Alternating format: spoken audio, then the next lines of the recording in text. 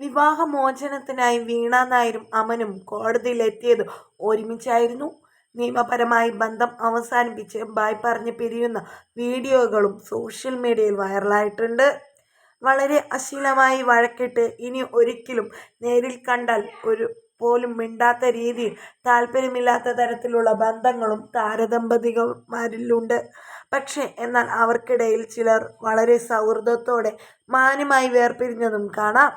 ബോളിവുഡിലൊക്കെയാണ് ഇത്തരം രീതികൾ കാണുന്നത്. ആമിർ ഖാനും ഹൃതിക് റോഷനും എല്ലാം ആ ലിസ്റ്റിൽ പെടുന്നുണ്ട്. ഏറ്റവും ഒടുവിൽ കഴിഞ്ഞ ദിവസം ധനുഷ് പങ്കുവച്ച ഫോട്ടോയും വൈറലായിരുന്നു. ഇപ്പോഴിതാ ധനുഷും ഐശ്വര്യ രജനികാന്തും നിയമപരമായി വേർപെടുത്തിയെങ്കിലും മക്കൾക്ക് വേണ്ടി ഒന്നിക്കുമെന്ന് പറഞ്ഞിരുന്നു.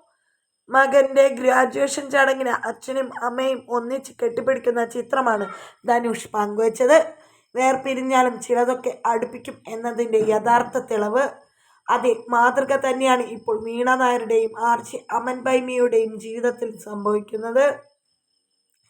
കാരണം എന്താണെന്ന് വെച്ചാൽ വർഷങ്ങളോളം പ്രണയിച്ചതിന് ശേഷം വിവാഹിതരായവരാണ് അമനും വീണയും.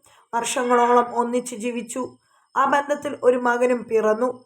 ഒന്നിച്ച് ജീവിക്കാൻ കഴിയില്ല എന്ന് തിരിച്ചറിഞ്ഞപ്പോൾ രണ്ടുപേരും വേർപിരിഞ്ഞു. പിന്നീട് ബന്ധം നിയമപരമായി വേർപെടുത്തി.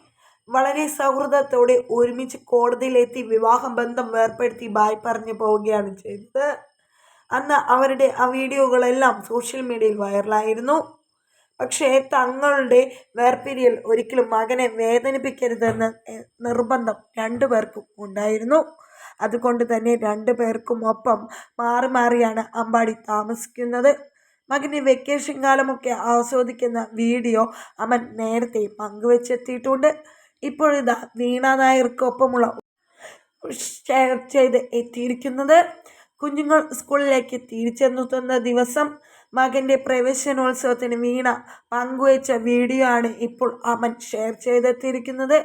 കുഞ്ഞിനെ വിളിച്ചുണർത്തി കുളിപ്പിച്ച് ബ്രേക്ക്ഫാസ്റ്റ് നൽകി പ്രാർത്ഥിച്ച് സ്കൂളിലേക്ക് വിടുന്ന വീണ നായരെ നമുക്ക് കാണാൻ സാധിക്കും.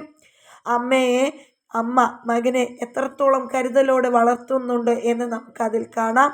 ആ അമ്മയും മകനെയും ഫോട്ടോസാണ് ഇപ്പോൾ സമൂഹ മാധ്യമങ്ങളിൽ ഷെയർ ചെയ്തുകൊണ്ട് അമൻ എത്തിയിരിക്കുന്നത്.